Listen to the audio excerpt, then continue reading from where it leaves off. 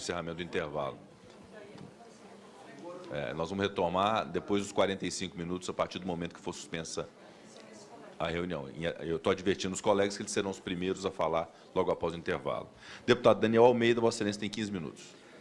Senhor presidente, senhor relator, o Brasil, os brasileiros acompanham esse debate com um misto de perplexidade, indignação e vergonha, em função de ter na presidência da República do nosso país um presidente que não recebeu um voto sequer, que chegou de forma ilegítima, usurpando a soberania do voto popular e que envergonha o nosso país dentro e fora do Brasil.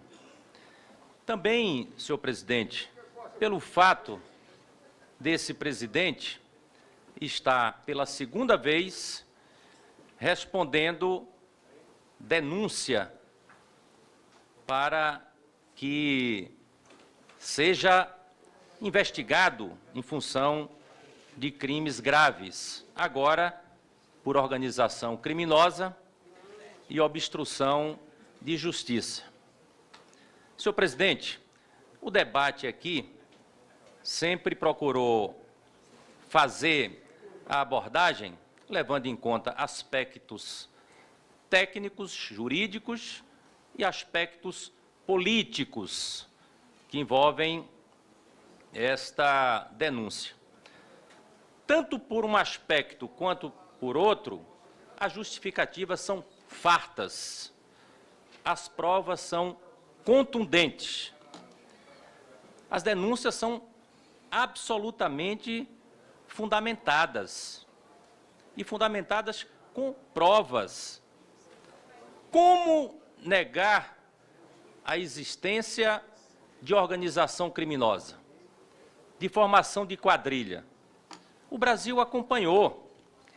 O presidente instalou uma equipe no Palácio do Planalto que era da sua mais absoluta convivência, era da mais absoluta parceria histórica. Quem são essas figuras? O Eduardo Cunha, que foi o principal responsável pela usurpação da soberania popular, conduzindo o impeachment nesse Congresso Nacional, está na cadeia. O Henrique Eduardo Alves, que foi instalado ao lado do presidente da República, também foi preso. O Gedel Vieira Lima, que estava a poucos passos do gabinete presidencial, também está na cadeia. O Rocha Loures, que era o menino da mais absoluta confiança, também foi preso. O Filipelli, que estava ali do outro lado, também foi preso. E os dois que ainda persistem no Palácio do Planalto fazem parte dessa denúncia, com farta documentação, demonstrando a sua participação em vários crimes. Não foi para pedir dinheiro para a campanha.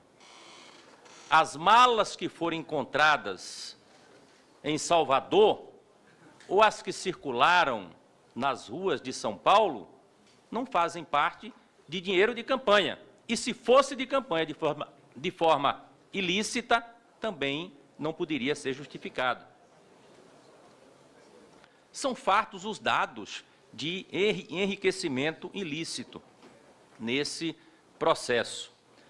Afirmar que não houve obstrução de justiça, e aqui a defesa procura usar a chamada tática futebolística, que a melhor defesa é o ataque. E vai para o ataque.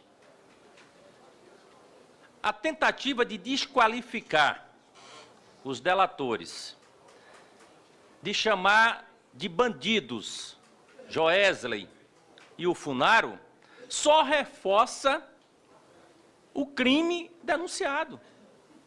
Só reforça o crime. Ora, são fartos os documentos, as provas da convivência íntima entre esses personagens. Como não eram parceiros e eram recebidos frequentemente com documentos fartos demonstrando reuniões, milhares de telefonemas entre si, conversas gravadas, vídeos. Como não eram comparsas? Você leva um desconhecido para o porão da residência oficial do presidente da República? Não conheço esse tipo de comportamento. Então, as informações que constam do processo de compra, com prova da compra, documentos gravados, inclusive, pela Polícia Federal, para silenciar pessoas, isso não caracteriza a obstrução de justiça? O que mais poderia caracterizar?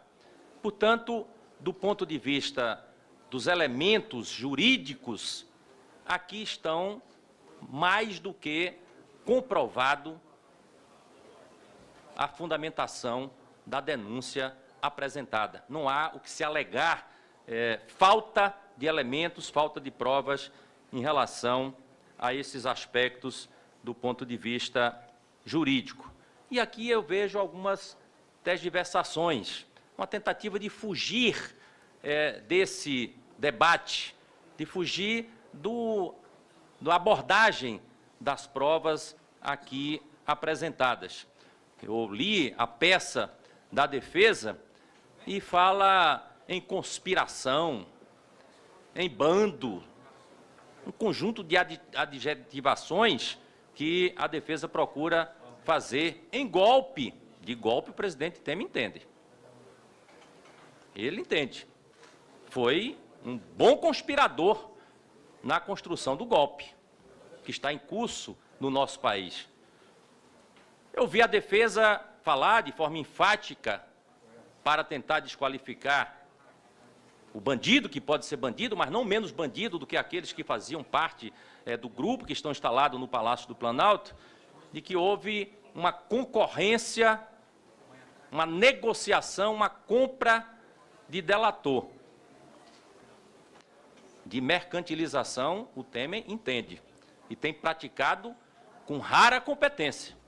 Não tem feito outra coisa, a não ser mercantilizar o exercício da presidência da República. Aquilo acabou se transformando num grande balcão de negócios. Todos os dias nós temos provas disso, fatos, a tentativa e a efetivação de compra de parlamentares. O que é o refis que foi feito para atender a interesse de bancadas recentemente? O que significa a portaria que acabou de ser publicada, que é uma vergonha? Eu, inclusive, entrei com um projeto de decreto legislativo, o 792, ainda hoje, para assustar essa portaria publicada pelo Ministério do Trabalho, que é um escárnio. Flexibiliza o conceito de trabalho escravo. Retira a competência do auditor do Ministério do Trabalho para fazer a fiscalização. Para quê? Para proteger interesses. Que é isso que o governo Temer tem feito. Do ponto de vista político, são muitas as justificativas. Na verdade, o Brasil piorou muito nesses 15 meses de governo. Aliás, de desgoverno, em todos os aspectos. Apenas uma pequena parcela dos muito ricos nesse país se sentem beneficiados, especialmente o setor financeiro. esse não tem do que reclamar. Esse está muito bem. Olha o que está acontecendo em todas as políticas econômicas nesse país. O que é que estão fazendo com o BNDES? Já que querem aqui entrar nas justificativas políticas que justificam o afastamento do Temer. O que estão fazendo com o BNDES? Retirando a sua capacidade de financiar o desenvolvimento do Brasil, fazendo a devolução de 180 bilhões de recursos que deveriam se destinar à produção e está sendo utilizado para atender à pressão do sistema financeiro ao serviço da nossa dívida. O próprio presidente do BNDES, de forma indignada, tem denunciado esse absurdo com o BNDES. O fim da TJLP, que acabaram de fazer para entregar ao mercado financeiro privado esse grande espaço que é próprio de qualquer nação ter instrumentos de financiamento do desenvolvimento. É de interesse do Brasil a privatização da Eletrobras, da CEMIG, da nossa Chesf lá no Nordeste? O que isso significa? Que impacto isso provoca na nossa economia, na nação brasileira?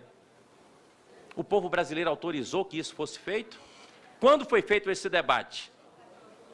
Não fez parte do debate da campanha eleitoral. Muito ao contrário, eu vi muita gente se vestir de defensores das estatais e agora está nesse governo. O desmonte na área social que se faz, pergunta lá na rua o que as pessoas acham da reforma trabalhista, da terceirização, da reforma da Previdência, que agora dizem que vão retomar. A reforma da Previdência, cruel contra os nossos trabalhadores. Olha o orçamento que nós estamos discutindo nesta casa e que será objeto de deliberação nos próximos dias. Como é que ele trata os setores sociais, a assistência social, que tem corte na ordem de 90%, como trata as políticas agrárias de estímulo à agricultura familiar no nosso país, que tem média de corte na aquisição de alimentos, na assistência técnica, na compra de terras, todas as políticas sociais fundamentais para o desenvolvimento agrário tem corte médio de 80%. É esse o governo que faz bem ao Brasil? Senhor presidente, o FIES chegou a 15 milhões de orçamento, está no patamar de 3 milhões para o orçamento futuro. É esse o governo que faz bem ao Brasil? O governo de 14 milhões de desempregados nesse país, de cortes generalizados no orçamento para a saúde, para a educação, para a segurança pública, que a emenda 95 estabeleceu, e que deixa os municípios à míngua nesse país, com a queda no dinamismo da nossa economia. Do ponto de vista político, nós temos muitas razões. E o povo brasileiro não é bobo, já percebeu. Não é sem razão que o presidente tem 3% da opinião pública. Aliás, nem se sabe se tem 3%, porque na margem de erro pode estar abaixo de 0. Então, é esse o governo que querem defender, um governo envolvido em quadrilha, organização criminosa, em obstrução da justiça e, do ponto de vista político, usurpando o voto popular para implementar um projeto de desmonte do nosso país. Não há nenhum dado que afirme que nesses 15 meses o Brasil evoluiu, o Brasil avançou, retirou, na verdade, o povo do orçamento para privilegiar o capital financeiro. Por isso, senhor presidente, o PCdoB tem absoluta convicção, está sintonizado com a opinião do povo brasileiro. Os brasileiros querem que essa denúncia prossiga. Se o Temer não tem o que temer, que vá responder à denúncia. Por isso, votamos não ao relatório e defendemos o prosseguimento da denúncia para que o processo seja instalado e que o presidente possa responder a esse processo. Agradeço Vossa Excelência. São 14h03. Essa sessão está suspensa pelo tempo de 45 minutos. Presidente, uma última dúvida aqui. Em seguida, iremos até a abertura.